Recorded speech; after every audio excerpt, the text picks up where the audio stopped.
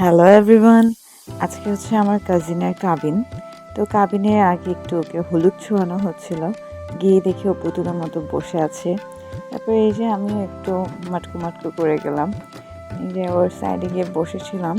তারপর দেখি যে আম্মু আর খালামণি প্রিপারেশন নিচ্ছে অনেক তেল টেল দিয়ে। ইটস লাইক এই সময়টা এই জিনিসটা খুব উইয়ার্ড টাইপের একটা জিনিস ছিল। লাইক দেখো কি হচ্ছে।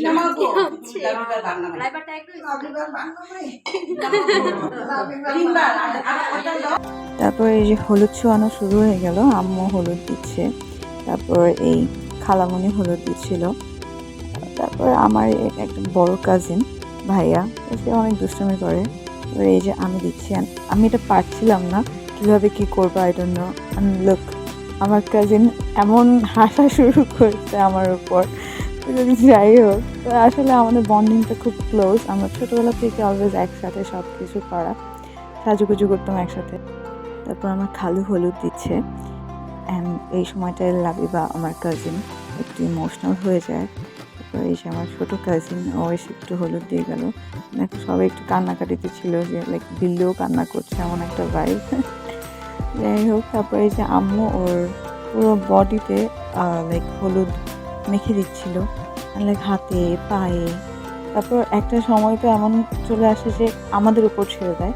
এই যে দেখো, আমরা পুরো সব কাজিনরা মিলে ওকে পাকড়াও করে ধরে দেয়, তো পুরো হলুদে মাখামাখি।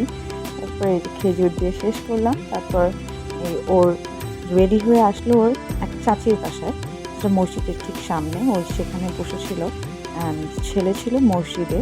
এই যে দেখো আমাদের হবু দুলা ভাই। কিছুক্ষণ পরে বিয়ে পড়ানো শুরু হয়ে যায়। ইসলামী শরিয়া মোতাবেক আপনার নিকট বিবাহের প্রস্তাব করিলাম। আপনি বলেন আলহামদুলিল্লাহ। আলহামদুলিল্লাহ কবুল।